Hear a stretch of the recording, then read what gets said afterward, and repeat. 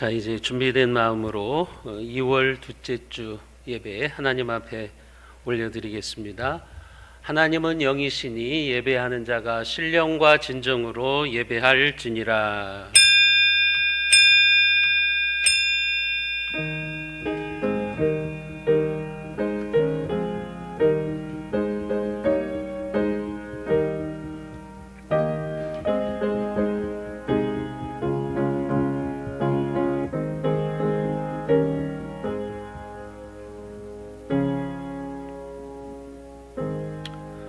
오라, 우리가 굽혀 경배하며 우리를 지으신 여호와 앞에 무릎을 꿇자.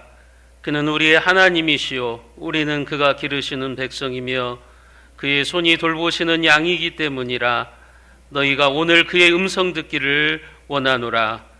하늘의 신령한 음성으로 우리에게 오늘 또 말씀하시는 하나님 아버지, 고달픈 세상길에서도 우리와 동행해 주시고 눈동자같이 보호하여 주시는 은혜를 감사드립니다.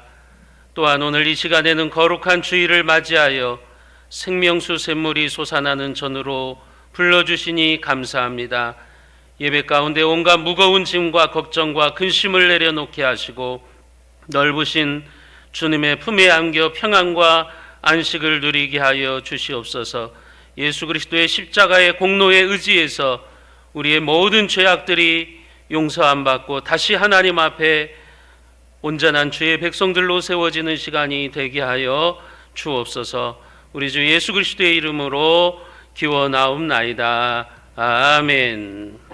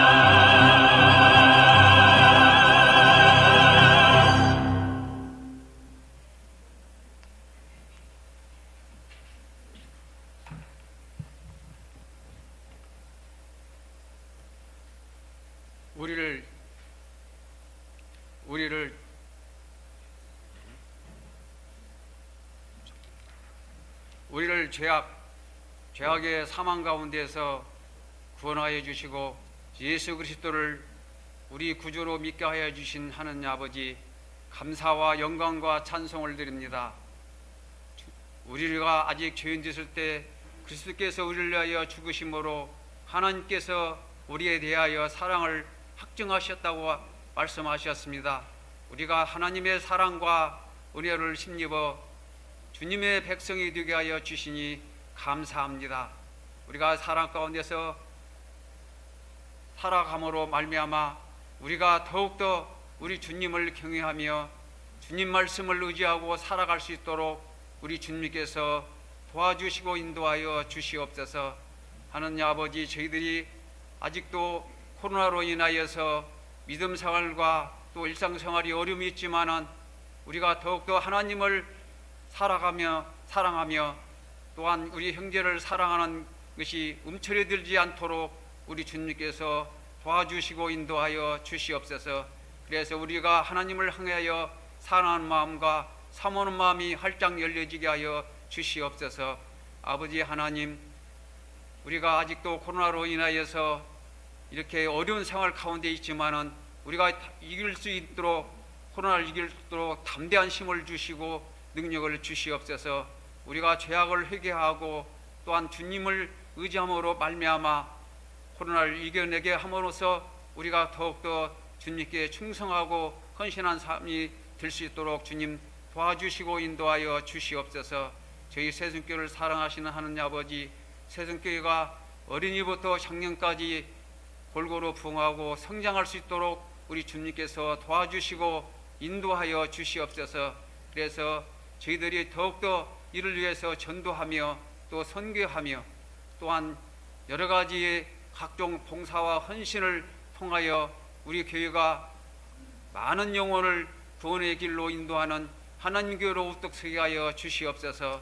오늘 또 하나님을 사랑하며 또 하나님의 말씀을 사모하는 성도들이 하나님 전에 나왔습니다.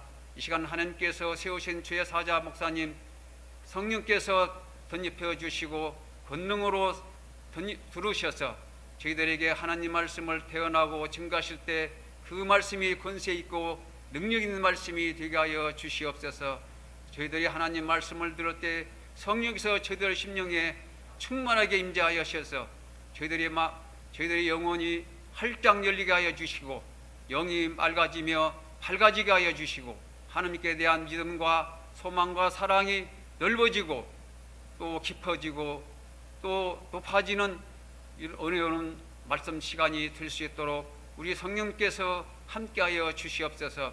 그래서 하나님께만 항상 영광 돌리는 우리 새순교회가 되게 하여 주시옵소서.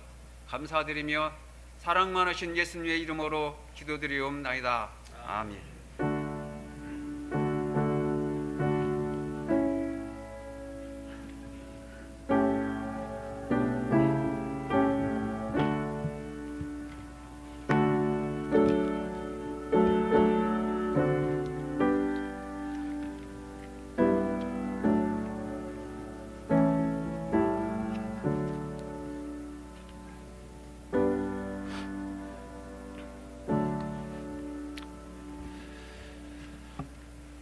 정성껏 준비한 예물을 하나님 앞에 봉헌하겠습니다.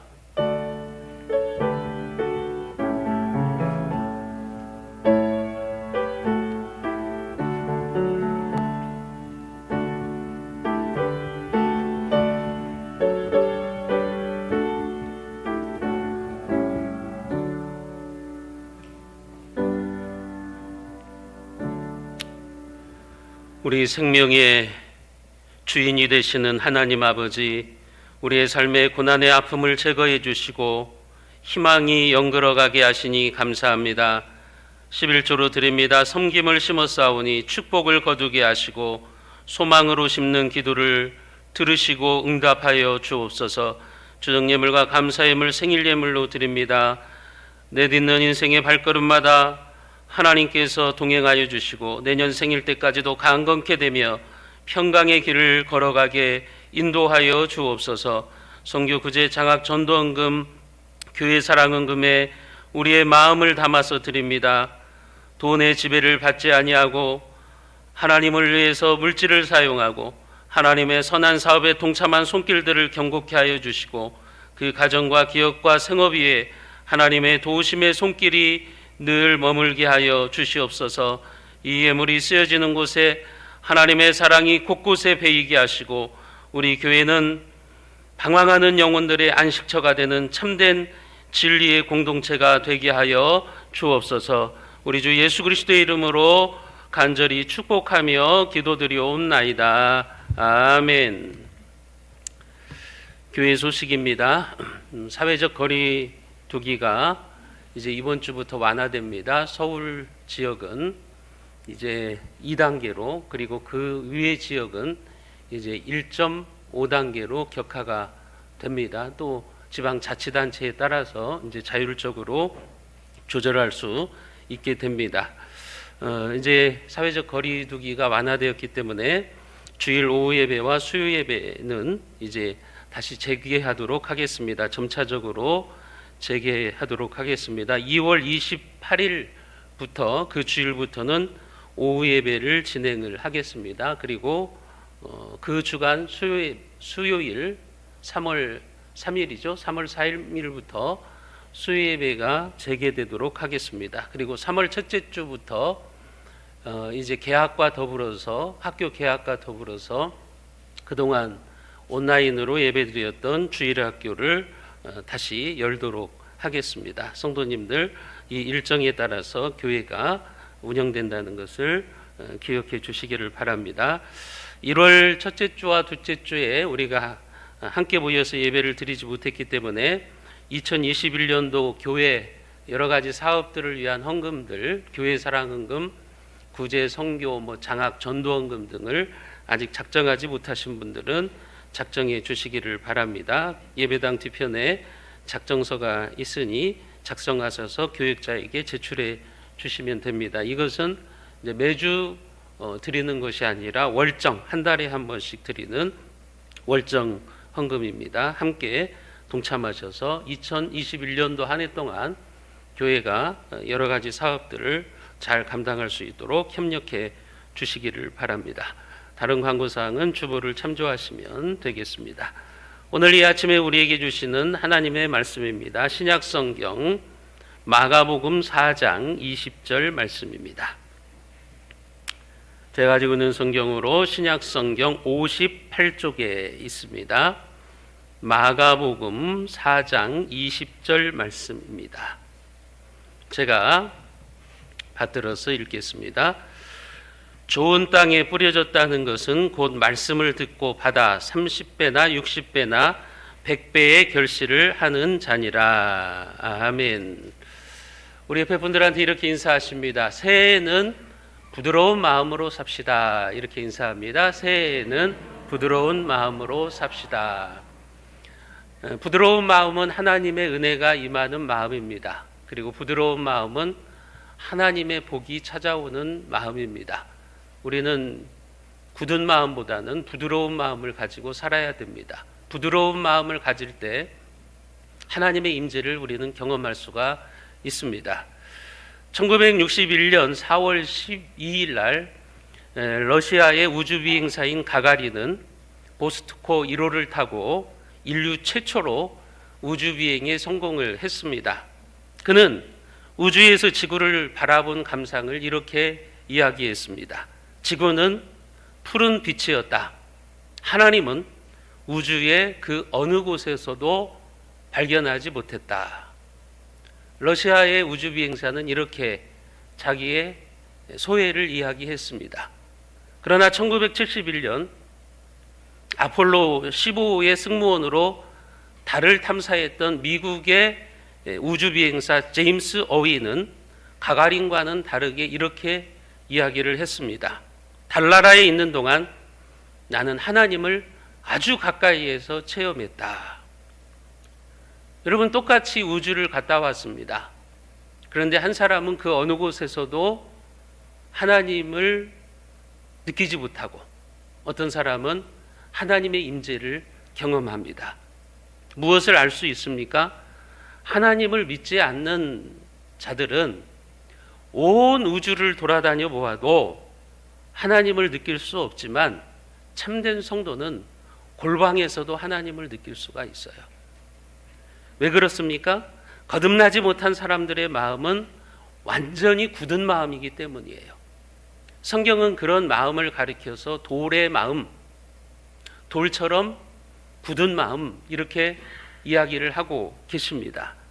돌처럼 딱딱하게 굳어진 마음이기 때문에 하나님이 창조하신 그 심오한 광대한 우주를 보고도 하나님을 발견하지 못하는 거예요.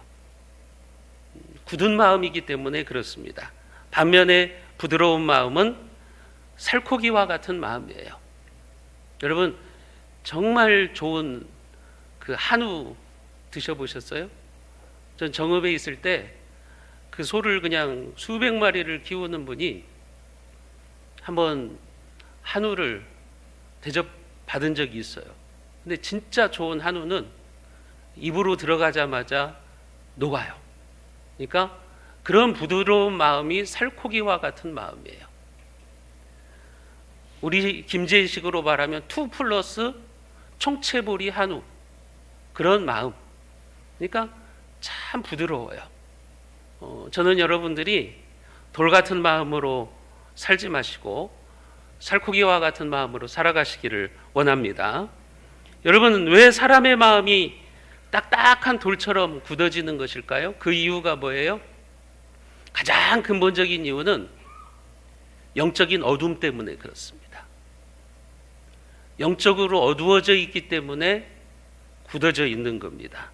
영적인 어둠이 그 사람의 마음을 지배하면 사탄이 역사하기 딱 좋은 상태가 되는 겁니다. 그 어두운 마음 속에는 사탄이 일하기가 너무나도 좋아요. 그래서 그런 사람들은 하나님의 말씀에 대해서는 적대적이고 하나님에 대해서는 불신하고 또 죄에 대해서는 우호적이 됩니다. 그게 바로 굳은 마음이라고 하는 겁니다. C.S. 루이스가 쓴 스크류테이프의 편지라고 하는 책에 보면 악마의 왕인 사탄이 자기 부하인 워무드에게 이런 말을 하는 장면이 나와요. 어둠의 영인 사탄이 인간의 영혼을 어떻게 파괴시키는가 하는 그 전략을 이야기하는 장면이 나옵니다. 거기에 보면 이렇게 쓰여져 있어요. 사탄이 이렇게 자기 부하에게 말하는 거죠. 우리의 목적은 인간들이 악행을 하도록 유혹하는 것이 아니라 인간들이 결과적으로 아무것도 한 것 없이 죽게 만드는 것이다. 우리의 두 가지 무기를 결코 잊지 말아라. 그 두 가지 목적은 무관심과 연기이다. 인간들에게 부와 편안함을 주어서 무관심하게 만들고 그들에게 편리와 만족을 주어서 모든 고상한 계획을 연기하게 만들어라. 무관심과 미루는 습관, 연기는 마귀가 우리의 인생을 파괴시키는 전술이라고 하는 거예요. 여러분, 우리는 자기 영혼에 대해서 무관심하죠. 먹고 살기 힘든데 무슨 영혼의 문제야 하면서 무관심해요. 신앙생활에 무관심해요. 하나님을 믿지 않는 자들은 그런 마음을 가지고 있어요. 또 연기를 잘해요. 나중에 열심히 하면 되지. 나중에 잘 믿으면 되지. 성도들 중에도 그런 사람들이 있잖아요.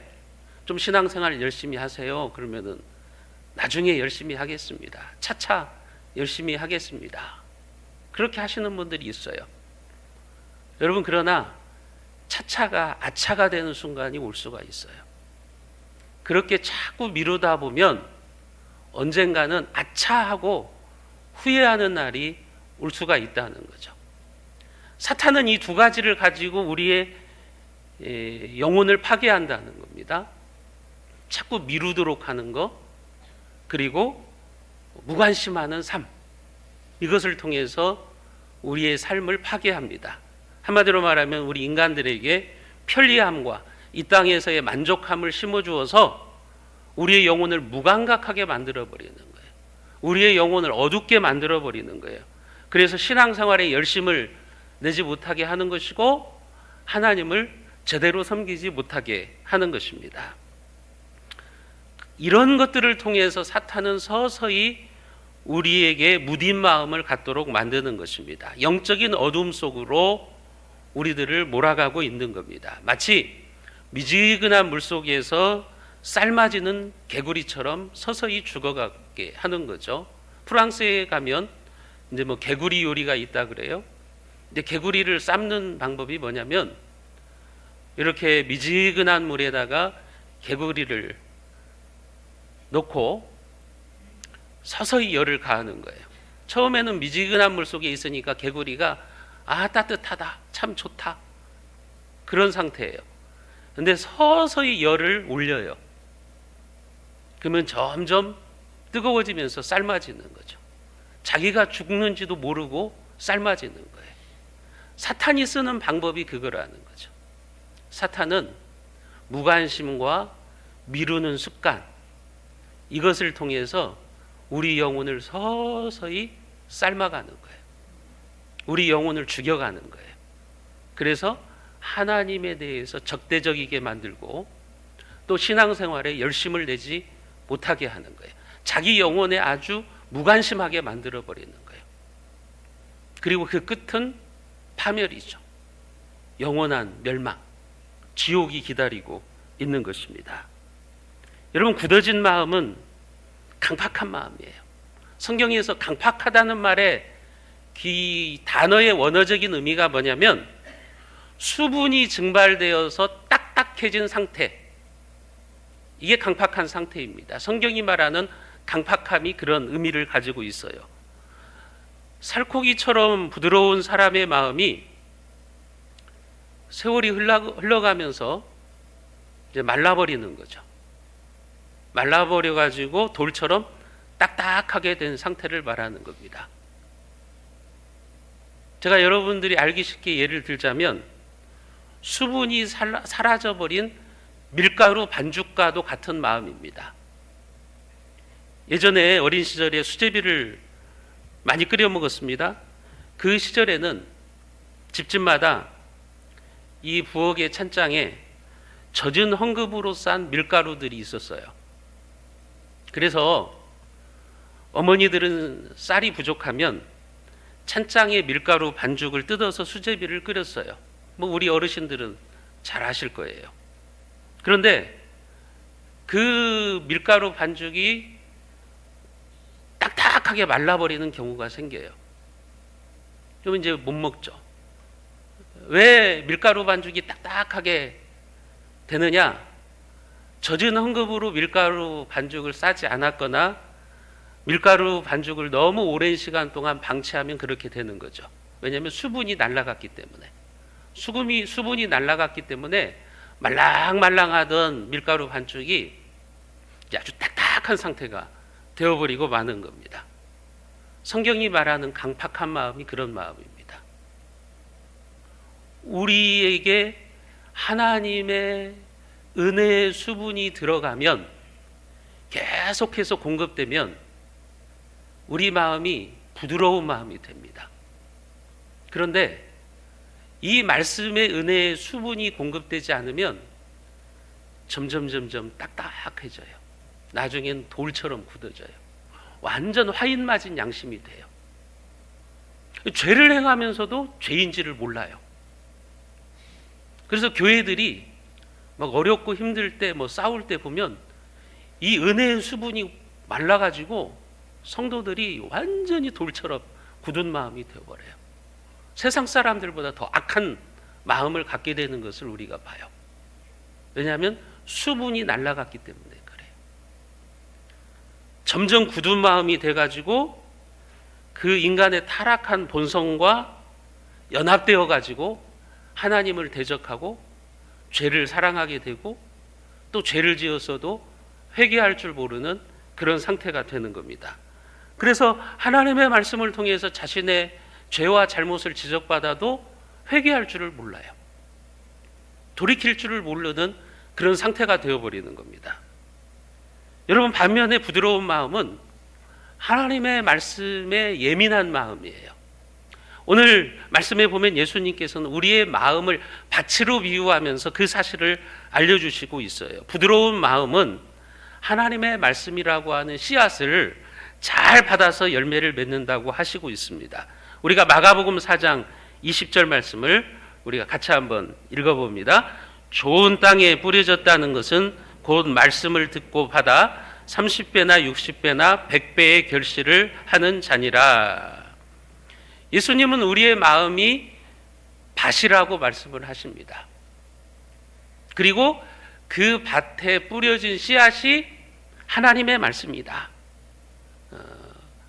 그 하나님의 말씀의 씨앗이 떨어졌을 때 부드러운 마음, 그러니까 좋은 땅의 마음은 이제 그 씨앗이 열매를 맺죠. 부드러운 마음으로 받았으니까 30배, 60배, 100배의 결실을 거두신다고 말씀을 해주시고 있는 겁니다.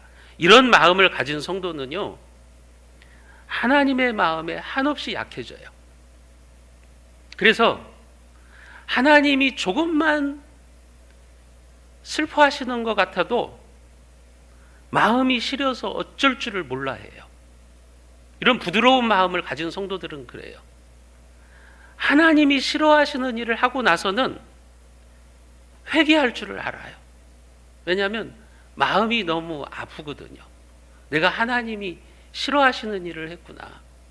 내가 하나님 앞에서 올바르지 못한 언행을 했구나 하면서 마음이 시려요. 그래서 말씀에 예민하게 반응을 하는 거예요. 그게 부드러운 마음입니다. 근데 강팍한 마음은, 돌처럼 굳은 마음은 말씀에 예민하게 반응하지를 않아요. 왜냐하면 이미 수분이 다 사라져가지고, 은혜의 수분이 이미 다 증발되어가지고 딱딱하게 굳어져 있어요.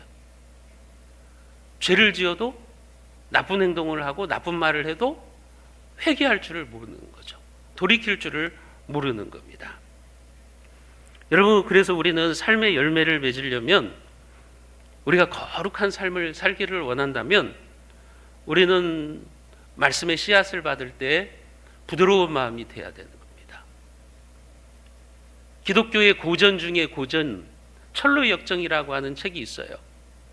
기독교인이라고 한다면 한 번씩은 다 읽어보셔야 돼요. 정말 고전 중에 고전이죠. 그 책은 존 버년이라고 하는 분이 썼어요. 그런데 그는 주일마다 교회에 나가서 예배는 드렸지만 믿음이 자라나지를 않는 겁니다. 그가 예배가 끝나고 집으로 돌아갈 때마다 늘 이런 깊은 고민에 빠졌어요. 어떤 고민이었냐? 내가 이렇게 오랫동안 교회를 출석하고 내가 이렇게 수없이 많은 예배를 드리면서 설교를 들었는데 왜 내 믿음은 자라나지 못하는 것일까? 왜 나는 제자리의 삶을 살아가고 있는 것일까? 이런 고민을 하고 있었어요. 영혼의 깊은 고민이죠. 그러던 어느 날 우연히 오늘 본문의 말씀을 보면서 존 버년이 큰 충격을 받았어요. 오늘 본문 마가복음 4장 15절에 보면 이런 말씀이 있죠. 말씀이 길가에 뿌려졌다는 것은 이들을 가리킴이니 곧 말씀을 들었을 때에 사탄이 즉시 와서 그들에게 뿌려진 말씀을 빼앗는 것이요. 이 말씀을 보고 충격을 받았어요. 아, 그렇구나. 왜 내 믿음이 지금까지 자라나지 않았지? 수없는 설교를 들으면서도 나는 왜 강팍해져 가는 거지? 이것 때문에 그렇다는 거죠. 말씀을 들었을 때 사탄이 즉시 와서 그들에게 뿌려준 말씀을 빼앗아 가는구나. 이 사탄의 존재가 있구나. 내 눈에 보이지는 않지만 영적인 존재가 있구나. 사탄이 하나님의 말씀의 씨앗을 내 마음속에 뿌려지지 못하도록 빼앗아 가는구나. 그것을 존 버년이 깨달은 거예요. 내 마음이 부드러운 마음이 되지 못하도록 말씀의 씨앗을 빼앗아가는 악한 존재가 있었구나. 그것을 깨닫고 그때부터 존 버년의 태도가 달라집니다. 설교를 듣는 태도가 완전히 달라졌어요. 사탄에게 말씀의 씨앗을 빼앗기지 않으려고 목사가 설교를 할 때 그 떨어지는 말씀을 하나도 빼앗기지 않으려고 노력을 했어요. 오늘 우리식으로 말하면 설교를 들을 때 어떤 사람들은 뭐 스마트폰도 보고 머릿속으로는 다른 생각도 하고 뭐 잠자기도 하고 그러면서 이 자꾸 말씀의 씨앗이 내 마음속에 들어가지 못하도록 하는 거잖아요. 이게 바로 악한 영의 역사구나. 그것을 깨닫고 존 버년이 그때부터 이제 말씀을 듣는 태도가 달라집니다. 그리고 기도로 주의를 준비합니다. 기도로 주의를 준비하고 마음과 정성을 다해서 예배를 드리기 시작합니다. 예배 시간에 정신을 바짝 차리고 말씀의 씨앗이 자기의 마음밭에 뿌려질 때에 옥토와 같은 마음으로 받으려고 하는 거예요. 그러자 말씀을 들을 수 있는 새로운 귀가 열렸습니다. 그리고 마침내 참된 믿음에 도달하게 되었고 신앙이 성장하게 되었어요. 그래서 그는 자신의 경험을 통해서 많은 그리스도인들을 감동시키는 철로 역정이라고 하는 대작을 쓰게 된 거예요. 철로 역정은 그 내용이에요. 성도가 어떻게 이 땅에서 죄를 극복하고 천국에 이르게 될 것인가. 그 천국에 이르게 되는 과정, 그 과정 속에서 여러 가지 유혹과 사탄의 괴롭힘이 있지만 그것들을 다 극복하고 천국에 이르는 과정, 그게 바로 철로 역정의 내용인 겁니다. 사랑하는 성도 여러분, 여러분들의 마음은 지금 어떤 상태입니까? 혹시 은혜의 수분이 증발되어서 돌처럼 딱딱한 상태가 되어 있지 않습니까? 여러분들 오늘도 주님께서 여러분들에게 하나님께서 말씀의 씨앗을 뿌려줄 때 내 마음이 돌처럼 굳어져 가지고 그 열매를 맺지 못하고 사탄이 와가지고 그 말씀의 씨앗을 빼앗아 가고 있지는 않습니까? 여러분들의 마음에 늘 말씀의 생명수가 촉촉하게 적셔지기를 바랍니다. 그래서 부드러운 마음이 되어서 말씀의 씨앗이 뿌려질 때 30배, 60배, 100배의 결실을 거두시는 우리 새순의 모든 권속들이 되기를 주님의 이름으로 축복합니다. 여러분, 그렇다면 굳은 마음을 부드러운 마음으로 바꾸려면 어떻게 해야 돼요? 우리가 기억해야 되는 것은 우리의 마음에는 서로 적대적인 두 경향성이 있다는 것을 여러분 기억하셔야 돼요. 그 두 가지 경향성이 뭐냐면 부드러워지려고 하는 경향성과 완고해지려고 하는 경향성이에요. 이 두 가지가 서로의 세력을 키워가고자 끊임없이 싸웁니다. 그러니까 우리의 마음은 치열한 영적 전쟁의 격전지예요. 부드러운 마음이 더 커져가느냐, 아니면 각박한 마음이 더 커져가느냐, 그 싸움을 하고 있는 것이 우리의 마음이라고 하는 겁니다.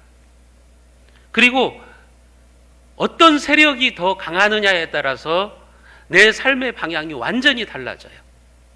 그러니까 부드러운 마음의 세력이 커지면 내 삶은 하나님이 기뻐하시는,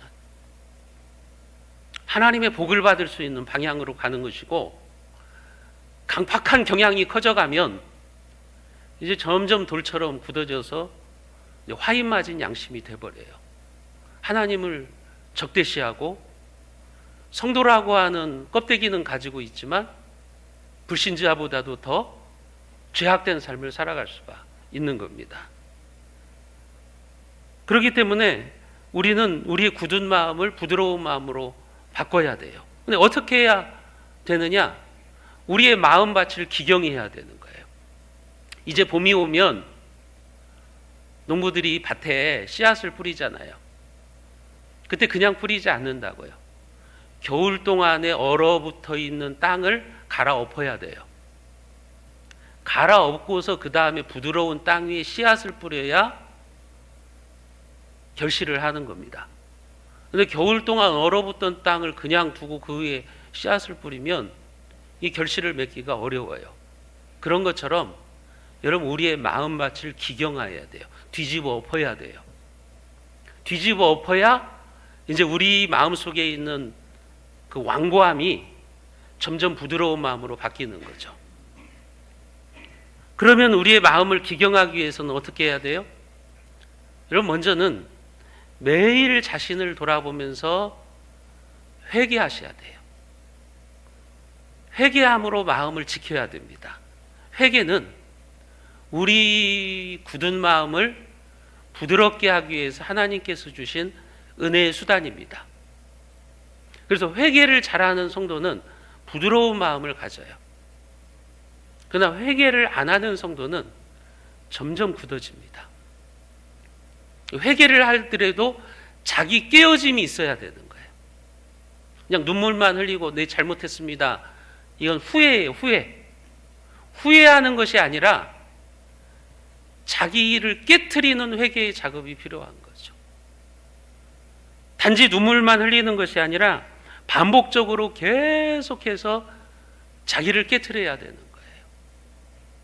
예전에 아이들이 수련회 갔다 오면 수련회 마지막 날 뭐 캠프파이어 하고 뭐 죄를 적어가지고 불에 태우면서 이제 너의 죄는 다 용서안 받았어, 너는 이제 새로운 존재가 되었어, 막 눈물 콧물 흘리면서 막 그 캠프파이어 하면서 막 울고 난리를 치죠. 그리고 그 다음날 집에 오면 똑같아요. 변화된 건 아무것도 없어요. 그건 회개가 아닙니다. 진정한 회개는 방향을 전환하는 거예요. 자기를 깨트리는 거예요. 자기를 깨트려서 계속해서 부드러운 마음 속에서 자기의 삶을 고쳐나가고 삶의 변화가 일어나는 겁니다. 그게 진정한 회개예요. 삶의 변화가 일어나지 않고 여러분, 자기를 깨트리는 작업이 없다면 그거는 회개한 것이 아닙니다. 우리가 거룩한 삶을 살기 위해서는 극적인 회심의 경험도 필요하지만 매일매일 반복되는 자기 깨어짐이 필요한 겁니다. 여러분들이 예수님을 영접했을 때는 다양해요. 어떤 분들은 그냥 교회에 다니다 보니까 하나님이 믿어지고 예수님이 나의 구원자라고 믿어지는 경우도 있어요. 어떤 분들은 아주 그냥 극적인 체험을 통해서 하나님을 만나는 경우도 있어요. 막 죽을 병이 걸렸는데 막 하나님 앞에 나와서 울부짖었을 때 하나님이 고쳐주시기도 하시고, 또 어떤 뭐 극적인 그 체험을 통해서 하나님을 만나기도 해요. 여러분, 그런 극적인 회심의 경험도 필요하지만 매일같이 자기 자신의 마음을 지키면서 살지 않으면 돌멩이처럼 딱딱하게 굳어집니다. 아무리 극적인 체험으로 하나님을 만났어도 계속해서 회개를 통해서 자기를 깨트리는 작업을 하지 않으면 여러분, 우리는 돌처럼 굳은 마음이 될 수 있다는 것을 아셔야 되는 거예요. 그래서 성경은 우리에게 회개하라고 말씀을 하시는 겁니다. 종교개혁가 루터는 이 회개를 가리켜서 뭐라고 말했냐면 데일리 베프티즘, 매일의 세례라고 말을 했어요. 매일매일 우리가 세례를 받는 게 회개다. 여러분, 우리가 예수님을 믿고 이제 예수님이 내 인생의 주인이십니다, 이제 예수님이 내 모든 죄를 용서해 주셨습니다 하면서 인생의 세례를 한번 받잖아요. 그것은 우리의 인생의 방향성을 바꾸는 거잖아요. 그 세례는 한 번이에요.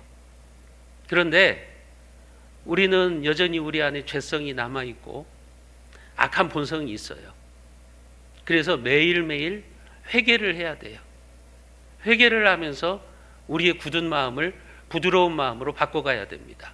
그런 측면에서 루터는 회개를 가리켜서 데일리 베프티즘, 매일매일 우리가 세례를 받는 것이라고 이야기를 하고 있는 겁니다.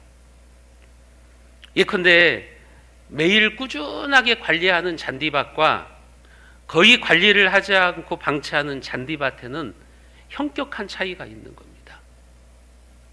여러분 매일같이 회개를 통해서 자기가 잘못 말한 거, 행동한 것을 돌아보고 하나님께 용서를 받는 삶을 살아가는 사람의 마음과 회개가 없는 삶을 살아가는 사람의 마음은 나중에 가보면 엄격한 차이가 생기는 거예요.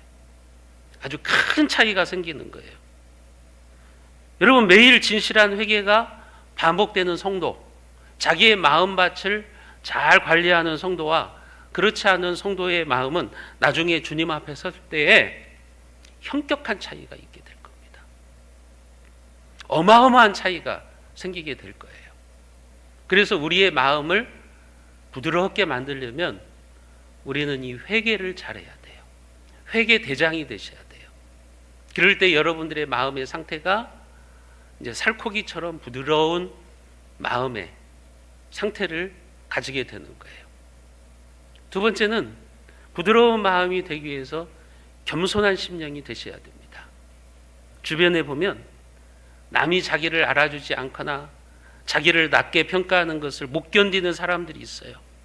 하지만 그리스도인들은 그런 자세를 낮춰야 돼요. 마음이 부드럽기를 원한다면 남들 앞에서 허리도 굽힐 줄 알아야 돼요. 자기 자존심도 내려놓을 줄 알아야 돼요. 왜냐하면 겸손한 마음에 하나님의 은혜가 임합니다. 물이 높은 곳에서 낮은 곳으로 흐르는 것처럼 하나님의 은혜는 겸손한 마음으로 흘러가게 돼 있어요. 무엇보다도 우리는 하나님 앞에서 겸손하게 무릎을 꿇을 줄 알아야 돼요.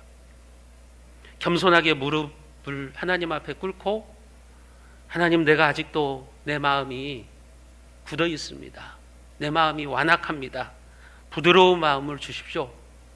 그렇게 기도하는 삶을 살아갈 때, 겸손하게 기도하며 살아갈 때 돌 같은 마음이 점점 부드러운 마음으로 바뀌어지는 것이죠. 그 다음에 자기 마음을 깨트림으로 사랑을 흘려보내야 돼요. 자기가 깨어진 그 마음에 이제 하나님의 사랑이 들어와야 됩니다. 나를 깨트리고 그 깨어진 마음 속에 하나님의 사랑이 흘러와서 이제 그 하나님의 사랑을 우리가 흘려보낼 때 우리는 내 곁에 있는 사람들을 사랑하면서 하나님의 자녀다운 삶을 살아갈 수가 있는 것입니다. 사랑이 있는 곳에 하나님이 임재하십니다. 여러분, 사랑이 있는 곳에 천국이 임하는 것입니다. 그래서 좋은 교회는 사랑이 흘러가요. 자기를 깨트리고, 성도들이 자기를 깨트리고 거기에 사랑이 흘러 들어와서 서로 사랑으로 살아갑니다. 그런 교회에 천국이 임하는 것입니다. 그런 교회에 하나님의 사랑이 임재해 계시는 겁니다. 여러분 한번 생각해 보세요. 우리가 예수를 믿고 거듭나서 하나님의 자녀가 되었어요. 하지만 회개할 줄도 모르고 자기를 깨트릴 줄도 모르고 완고하고 강팍한 마음 때문에 하나님을 기쁘시게 하지도 못하고 성도들과 아름다운 사랑의 교제도 나누지 못하는 삶을 살다가 나중에 주님을 만난다면 어떻게 하시겠습니까? 그날이 언제인지는 우리는 몰라요. 그런데 어느 날 주님이 여러분들을 죽음 너머로 부르셨는데 그때 내 마음의 상태가 이게 살코기처럼 부드러운 마음이 아니라 완악한 상태라면 어떻게 되겠어요? 어떻게 주님을 만날 겁니까? 그래서 부드러운 마음을 유지하기 위해서는 늘 우리는 종말을 생각하면서 살아가야 돼요.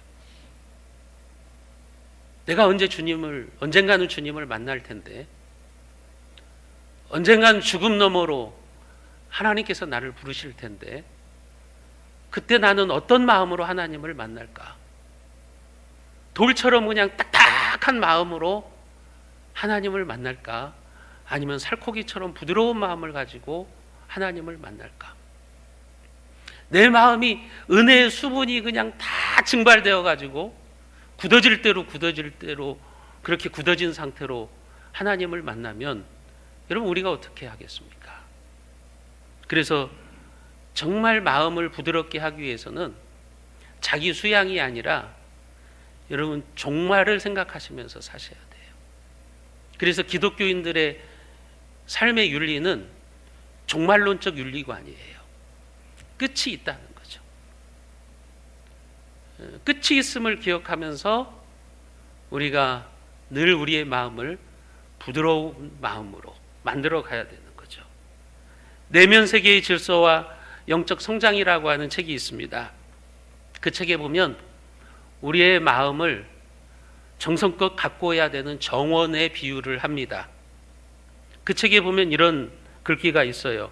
우리의 내면 세계에 있는 정원을 가꾸지 않은 채 내버려 두면 오래지 않아서 그것도 온갖 잡초들로 어지럽게 덮이게 되어서 그곳에 거하시려는 하나님과 우리 자신이 들어가기 싫은 곳이 되어버리고 만다. 너무 오래 무시해버리게 되면 그것은 정원이기보다는 쓰레기 버리는 곳이 되고 만다. 우리의 마음이 가꾸어지지 않으면, 여러분 우리 마음이 부드러운 마음의 상태가 되지 않으면 거기에 잡초가 생겨요. 벌레들이 찾아와요. 사람들이 쓰레기를 막 버리기 시작해요. 나중에는 완전히 내 마음이 쓰레기장이 되어버리는 겁니다. 그러면 하나님이 임재하시지를 않아요.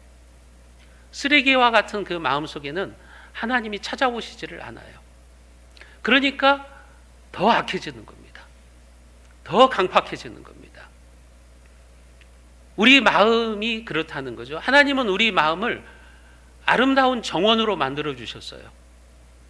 근데 우리가 그 마음의 정원을 관리하지 않으면 나중에는 거기에 잡초가 생기고 쓰레기들이 모여지고 똥파리가 찾아오고 완전히 쓰레기장과 같은 악취가 나는 마음이 된다고 하는 것입니다. 여러분 그런 면에서 저와 여러분들은 마음의 정원을 가꾸는 정원사입니다. 여러분 마음의 밭을 일구는 농부예요. 그래서 우리는 정원사와 농부처럼 우리 마음의 밭에 마음의 정원에 쓰레기들이 생기면 치워야 되는 것이고 잡초들이 일어나면 뽑아야 되는 거예요. 그래야 우리 마음의 정원을 잘 가꿀 수가 있는 겁니다. 아름답게 가꿀 수가 있는 겁니다. 그래야만 그렇게 잘 가꿔진 밭에 씨앗이 뿌려져야 풍성한 열매를 거두는 거죠. 그 인내의 열매가 나오게 되는 거예요. 누가복음 8장 15절에 보면 예수님은 말씀하셨어요. 우리가 같이 한번 읽어봅니다. 좋은 땅에 있다는 것은 착하고 좋은 마음으로 말씀을 듣고 지키어 인내로 결실하는 자니라. 여러분 좋은 땅이 뭐라는 거예요? 착하고 좋은 마음. 착하고 좋은 마음으로 말씀을 받으라는 거예요. 말씀을 받고 지키어서 인내로 결실하는 자니라 그랬습니다. 여러분들이 신앙생활에 복의 열매가 맺히기를 원하신다면 착하고 좋은 마음이 되셔야 됩니다. 여러분들의 마음속에 있는 잡초와 완고함과 강팍함들을 뽑아내셔야 돼요. 그렇게 부드러운 마음이 되어서 거기에 하나님의 말씀의 씨앗이 뿌려지면 풍성한 열매가 거둬지는 거죠. 근데 인내가 필요하죠. 그래서 예수님이 그렇게 말씀하시는 거예요. 착하고 좋은 마음으로 말씀을 듣고 지키어 인내로 결실하는 자니라. 인내가 필요하다는 겁니다. 왜냐하면 신앙생활은 몇 달이나 몇 년을 하는 그런 단거리 경주가 아니에요. 신앙생활은 몇 달, 몇 년으로 끝나는 게 아닙니다. 신앙생활은 우리의 평생이 해야 되는 일이에요. 신앙생활은 단거리 경주가 아닙니다. 장거리 경주예요. 그래서 인내가 필요해요. 여러분 열매를 맺기 위해서는 인내가 필요한 겁니다. 어렵고 힘든 일이 있어도 신앙생활을 하면서 때로는 상처받고 아픈 마음이 있어도 내가 인내로 순종하는 거예요. 그리고 그 순종의 끝에는 하나님이 주시는 인내의 열매, 축복의 열매들이 기다리고 있다고 하는 것이죠. 사랑하는 성도 여러분, 여러분들의 마음밭은 어떻다고 생각하십니까? 혹시 잡초가 무성하고 내 마음의 정원에 지금 막 엉겅퀴들이 일어나고 있지는 않습니까? 그렇다면 오늘 말씀을 통해서 여러분들의 마음밭에 있는 잡초들이 다 뽑혀지기를 바랍니다. 말씀의 씨앗을 여러분들이 아멘으로 받아들이시기를 바랍니다. 여러분들의 마음밭이 쓰레기장이 되지 못하도록 여러분들의 마음을 잘 지키십시오. 그래서 여러분들의 마음밭을 잘 가꾸어서 행복한 천국 기쁨의 삶을 살아가시고 하나님이 약속하신 축복의 열매가 주렁주렁 맺혀지기를 주님의 이름으로 축원드립니다. 기도합니다. 하나님 아버지, 오늘 말씀을 통해서 우리에게 주님께서 완고한 마음이 아니라 강팍한 마음이 아니라 부드러운 마음을 가지라고 말씀합니다. 우리의 마음밭에 은혜의 씨앗이 뿌려져서 결실을 맺고 천국 기쁨의 삶을 살아가라고 말씀하십니다. 이 말씀 앞에 우리 마음밭을 한번 점검해 보게 하여 주시옵소서. 혹시 내 마음밭이 쓰레기장이 되어 있다고 한다면 이제는 쓰레기도 치우고 잡초도 걷어내고 또 그 밭을 기경해서 부드러운 옥토가 되게 하여 주시옵소서. 거기에 뿌려진 말씀의 씨앗들이 30배, 60배, 100배의 열매로, 축복의 열매로 주렁주렁 맺혀지는 삶을 살아가는 우리 새순의 가족들이 되게 하여 주옵소서. 우리 주 예수 그리스도의 은혜와 하나님 아버지의 사랑하심과 성령 하나님의 교통교제 인도하시는 역사가 하나님의 말씀에 생명수로 그 마음밭을 적셔서 옥토와 같이 생명의 씨앗이 풍성한 열매가 되어서 주님 앞에 서는 그날 강팍한 마음이 아니라 부드러운 마음으로 주님을 만나기를 소원하고 결단하는 사랑하는 우리 새순의 모든 가족들 위해 그 가정과 온 교회, 이 나라와 이 민족, 우리의 선교지 위에 지금부터 영원까지 함께 있을지어다. 아멘.